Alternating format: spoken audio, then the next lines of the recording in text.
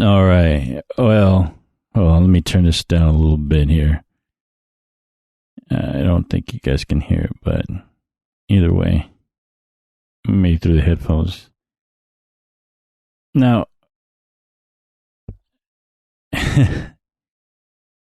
Ao-chan can't study. All right. Well, I am just. This is one of the ones one of these animes where I might have been like, hey, a little. Let's just say maybe a little too embarrassed to talk about or to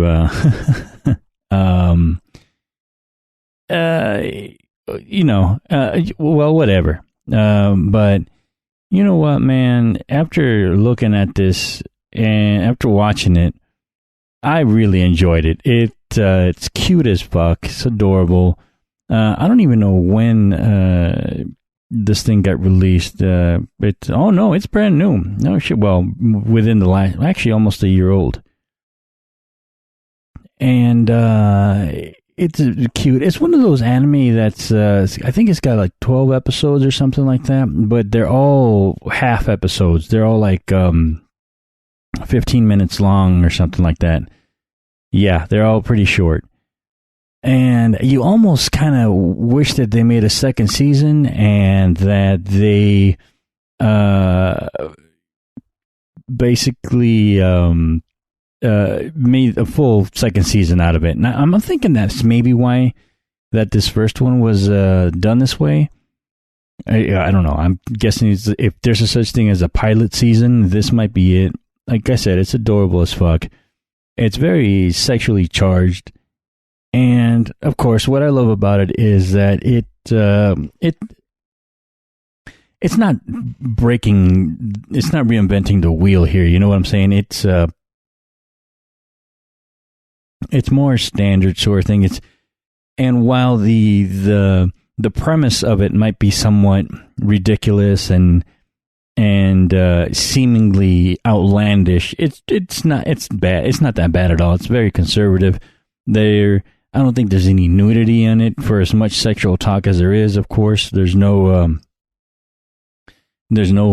blatantly over sexual tones on this. It's just very cute, and essentially, it's about a girl growing up.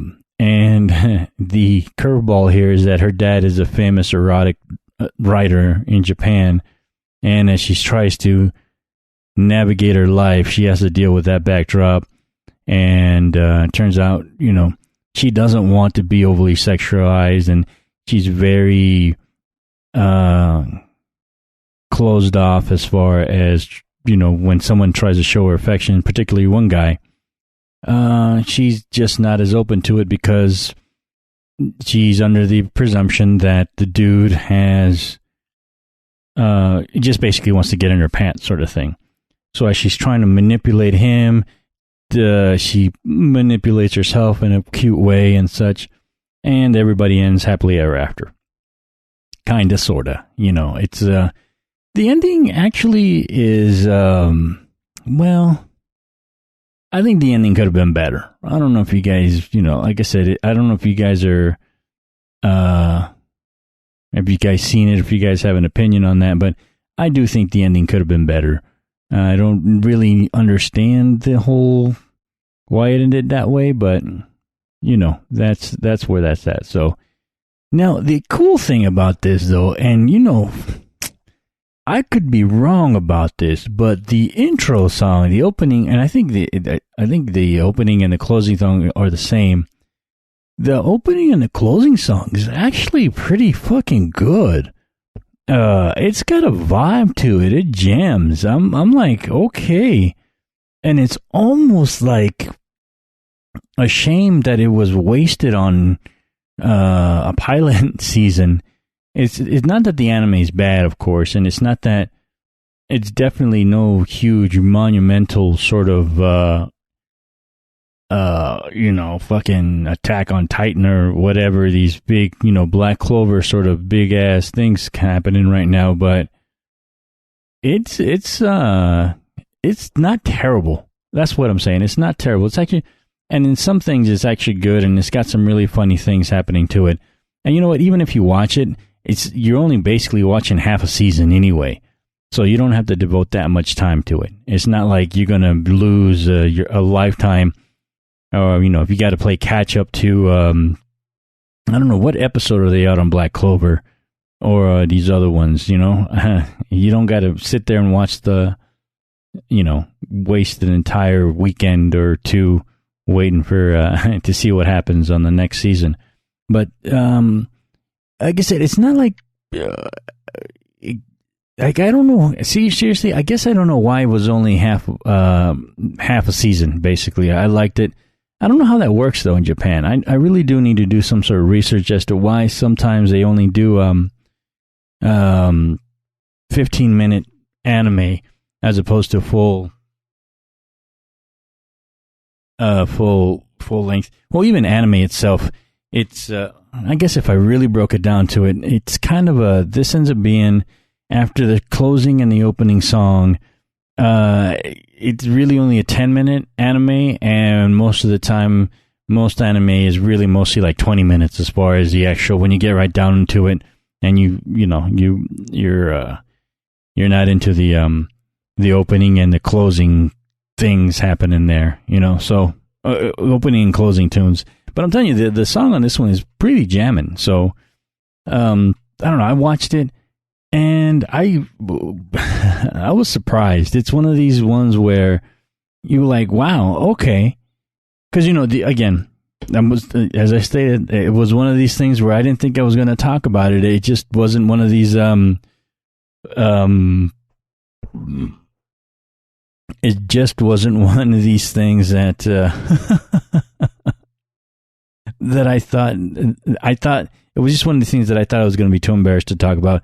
And it just ended up being really good. And I'm like, okay, no, this is all right. This is cute as hell. And again, it was boom, boom, boom, boom, easy, light watch, nothing too crazy.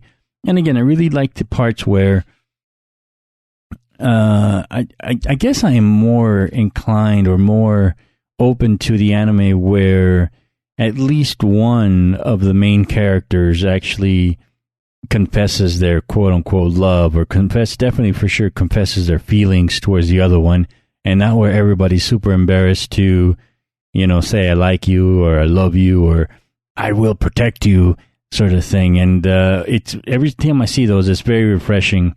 And they're still very, very embarrassed. As I'm watching what's going on right now, it's